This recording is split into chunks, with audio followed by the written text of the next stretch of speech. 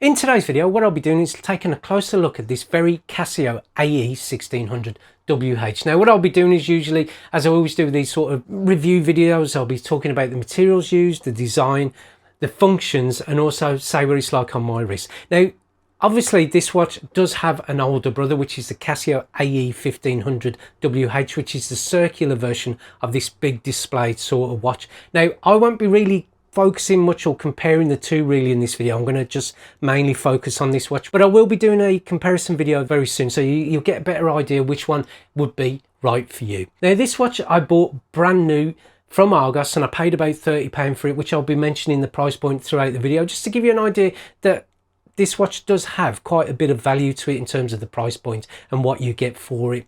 And also, what I will say, that there are other colorations of this watch available via Amazon, which I've linked to in the description box below. So with all that out the way, why don't I take a closer look at this Casio AE-1600H that I've got featured here. First of all, let's discover if this watch is for you and your wrist by talking about this Casio AE-1600's sizes. Now, I'm going to move the watch off to the left, and then what I'm going to do is feature the sizes I've measured to the right, just to give you more of a better idea of how big this watch is on your, or how big it would be on your wrist, or how small, depending on your wrist. And also, you can pause this video and just have a read of it at your leisure. But I'm just going to quickly mention them now. So from the left hand side to the right hand side, I've measured where the pushes are.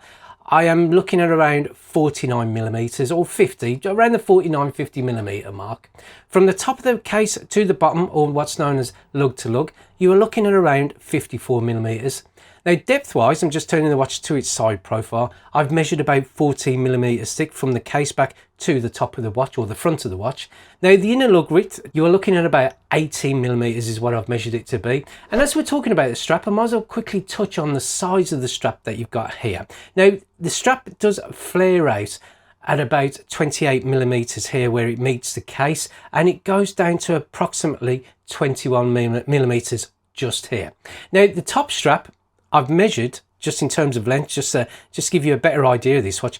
I've measured from here where the case ends to the end of the strap just here, and I've measured it to be about 80mm, just before that resin pin and buckle here. That's kind of satin styled resin pin and buckle.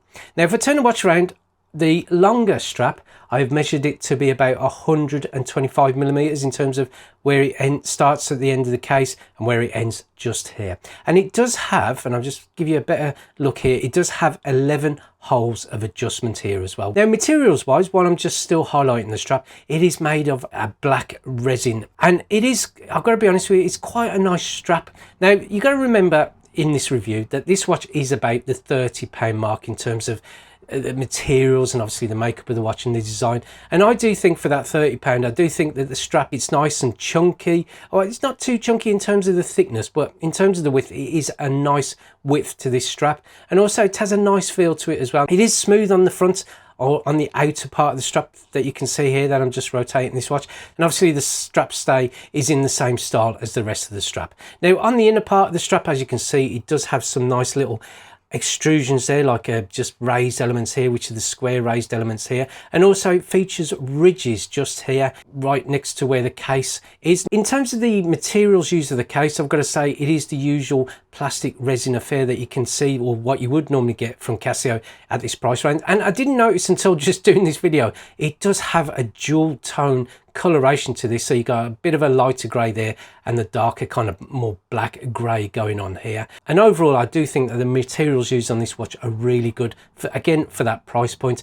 The display window is made up of an acrylic crystal, again prone to scratches, and you can get screen covers for this watch in which you can place them over like you would do with a mobile phone, which will help protect the screen on this watch, because I can imagine if this watch picked up a scratch, you would notice it more so than, say, like a smaller watch, which I'm wearing as my daily wearable for the month of August, which is this Casio DB36, which is it's a lot smaller, but these do tend to pick up scratches from time to time. But overall, I do like the materials used on this watch, including those polished metal pushers as well, which are very easy to operate on this watch because they do stand out, and it is a very nice quality feeling watch Now, I have to say that design-wise, I love the overall look of this Casio.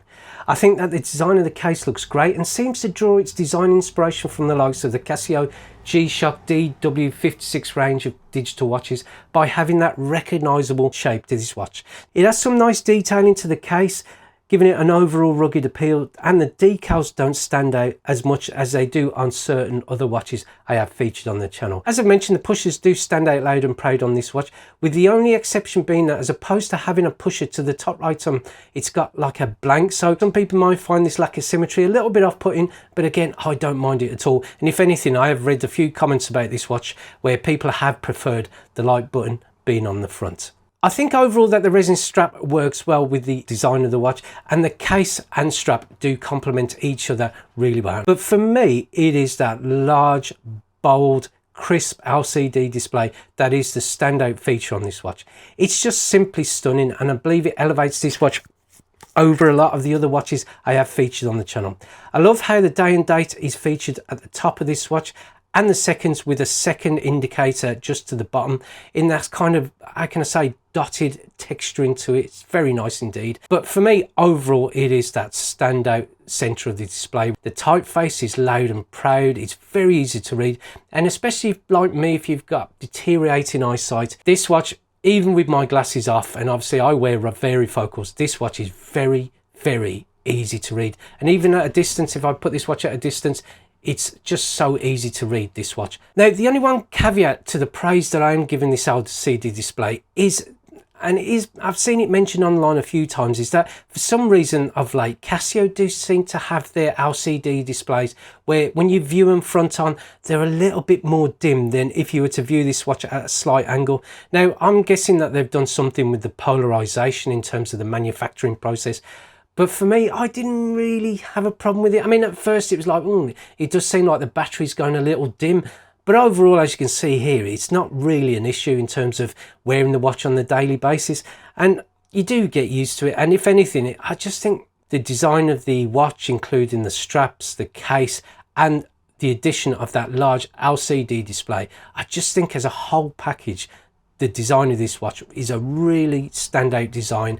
And with that handy LCD display, which again I've mentioned, for me with deteriorating eyesight, I just think it's a massive bonus on this watch. Now, the one other thing I will say is when you do turn this watch to a slight angle or more extreme angle, yes, as you can see, I mean, I'm just showing you here that the ghosting is very apparent on this watch. Now, obviously I can imagine that they can't get away from the ghosting just due to the size of the display, but I just thought I'd mention it because obviously people will tend to look at this watch a bit more less extreme in terms of the angles when they are viewing the time. But again, I just thought it's well worth mentioning if you are considering this watch, and obviously just that LCD display. Now, finally, I might as well talk, while I'm on the subject of the display, I might as well just talk about the backlight. Now, the backlight is nice and bright to this watch. They've got about a second and a half in terms of the delay in which the illumination stays on for, and I do think it's very easy to read the time in darkness and semi-darkness. And I just think with that nice big display, you can read this time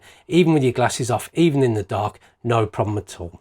Now, as well as the backlight, I might as well also talk about just some of the other features that this watch has got built into it. Features the time in 12 and 24-hour formats. As you can see, I'm just quickly showing you here. It has up to 10 years of battery life from brand new, as you can see advertised towards the bottom of this watch.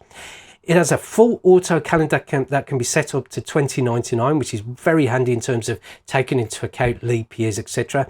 And it also has, as it's shown you just to the right hand side, water resistance of 100 meters or 10 bar, which again makes this watch a very versatile watch to wear on a daily basis. Also, this module has a plus and minus of 30 seconds accuracy per month.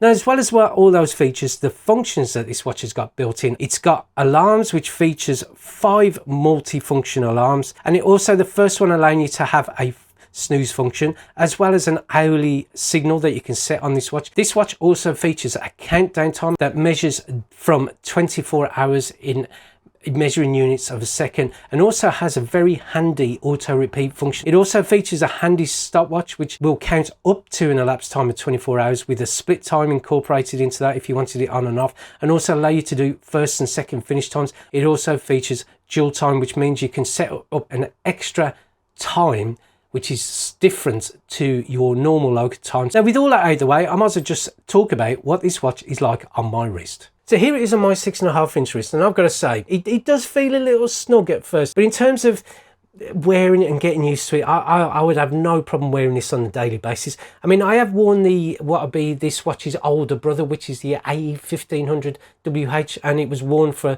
31 days, and I've got to be honest with you, towards the end of that, I really did enjoy wearing that watch. But for this one, I have no problems wearing it on a daily basis. And I did try the next hole down in terms of the adjustment, and it was just too loose. So this is definitely the adjustment for me.